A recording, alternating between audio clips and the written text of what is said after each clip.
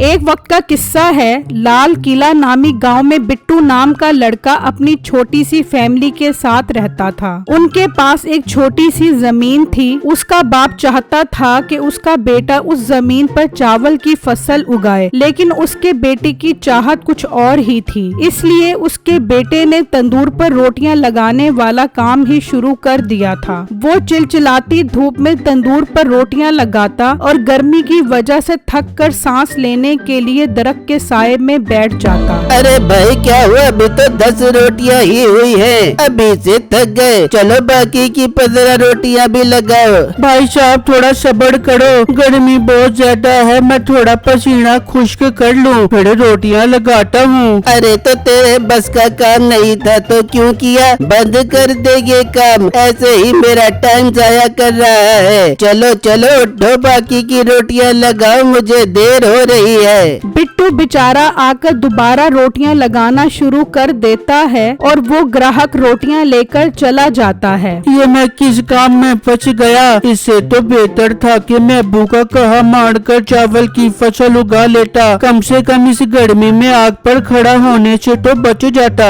बिट्टू अपना तंदूर घसीट कर वहाँ से चला जाता है और अपने घर आ जाता है। क्या हुआ बेटा, आज तो इतनी जल्दी वापस आ गया, सब खैर तो है? अब्बू जान कुछ खैर नहीं है, गर्मी में आग पर खड़ा होकर रोटियां पकाना बहुत मुश्किल काम है, मुझसे ये काम नहीं होगा। मैं अब अपनी जमीन पर खेती बाड़ी करके चावल की फसल उगाऊंगा। पर बेटा अब चावलों का बीज कहाँ से आएगा, जो पैसे थे उनका तूने ये तंदूर ले लिया, अब इस तंदूर को बेच, उनसे जो पैसे आए उनसे चावल का बीज खरीद। ठीक है अब्बू जान, मैं ये तंदूर कल ही बेचकर चावलों का बीज ले आता हूँ और उससे अपनी जमीन पर खेती बाड़ी करता हूँ। फिर जब अगला दिन होता है तो बिट्टू तंदूर लेकर बाजार में आ जाता है। ओ बिट्टू खैर तो है, ये तंदूर लेकर कहाँ जा रहा है? मीठे भाई मैं ये तंदूर बाजार बेचने जा रहा हूँ। अब मैं रोटियां नहीं लगा सकता तंदूर पर, इसलिए इसे बेचकर चावल का बीज खरीदूंगा। बिट्टू चावल का बीज खरीद कर क्या करेगा?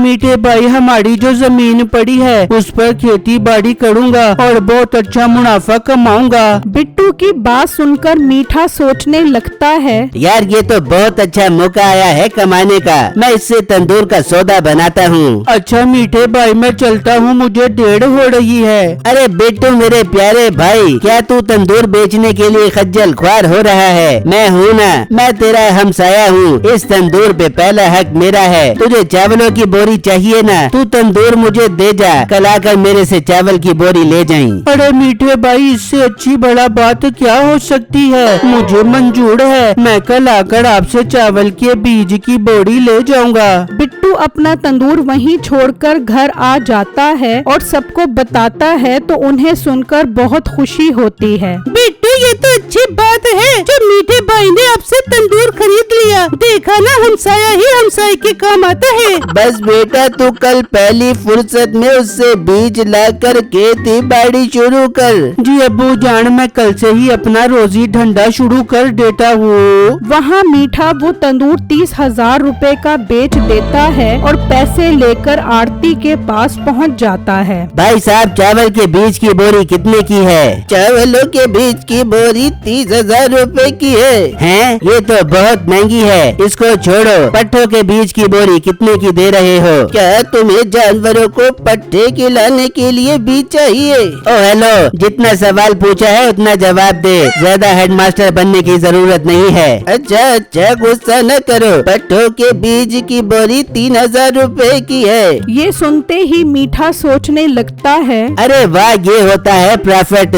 चावल के बीज की बोरी 30,000 रुपए की है और इसकी बोरी 3,000 रुपए की है, 27,000 की बचत। और उस मोटे को क्या पता लगेगा कि ये चावल का बीज है या पट्ठों का बीज? क्या सोच रहे हो, चाहिए या नहीं चाहिए? हाँ ठीक है, एक बोरी पट्ठों के बीज की दे दो। मीठा उसे 3,000 रुपए देकर वो बोरी लेकर घर आ जाता है। बेटे ये थोड़ा तूने कौन सा काम धंधा शुरू कर दिया है? ये कौन सी बोरी उठा के लेके आ रहा है? मीठा उसे सारी बातें बताता है तो वो ये सब सुनकर बहुत खुश होती है। अरे मिट्टी, बड़ा बेवकूफ बनाया तूने उसे कसम से। जब फसल तैयार हो बेगी और चावल की जगह जानवरों के खाने वाले पट्टे तैयार हो बेंगे तो धाड़ धाड़ मचा के रोबेगा। हाँ बेगम, बड़ा मजा आएगा कसम से उसे रोता देखने का। फिर जब अगला दिन निकलता है तो मीठा वो बोरी लेकर अपनी दुकान पर आ जाता है और बिट्टू के आने का इंतजार करने लगता है। कुछ देर बाद बिट्टू भी वहाँ आ जाता है। आओ बिट्टू आओ, मैं तुम्हारा ही इंतजार कर रहा था। ये रही तुम्हारी चावल के बीज की बोरी। खेती बाड़ी शुरू करो और जब चावल तैयार हो जाए तो मुझे मत भूलना। अरे मीठे भाई, मैं आपको भला कैसे भूल सकता हूँ? इस मुश्किल वक्त में तो आप ही मेरे काम आए हो। मैं पूरे चावल की बोरी का कट्टू आपके घर पहुँचाऊंगा। ठीक है, अब ये बोरी ले जाओ। बिट्टू वो बोरी लेकर चला जाता है और अगले दिन से ही वहाँ बीज डालना शुरू कर देता है। इस तरह कई दिन गुजर जाते हैं और जब फसल तैयार होती है तो बिट्टू देखकर हैरान रह जाता है कि फसल तो जानवर के खाने वाले पट्ठों की होती है। बेटा, ये तो मीठे ने हमारे साथ धोखा कर दिया है। उसने चावलों के बीज की जगह पट्टों का बीज दे दिया है। अब्बू जान, मुझे उम्मीद नहीं थी मीठे भाई हमारे साथ इस तरह धोखा करेंगे। मैं भी उनके घर जाता हूँ और उनसे पैसे लेकर आता हूँ। बिट्टू गुस्से में घर पहुँचता है और उससे अपने पैसे वापस मांगने की दुहाई करने लग जाता है, मगर मीठा तो उसकी बेबसी पर बहुत खुश हो रहा होता है। ओ मोटे, ज्यादा मेरे सामने रोने वाला मुंह बनाने की जरूरत नहीं है। जो पैसे मेरे पास थे वो मैं खा गया हूँ। अब तो मेरे पास 1 रुपया भी नहीं है। चल शाबाश मेरा वीर, यहाँ से निकल और वो पट्टे जानवरों को खिला ताकि तुझे उनकी दुआ लगे।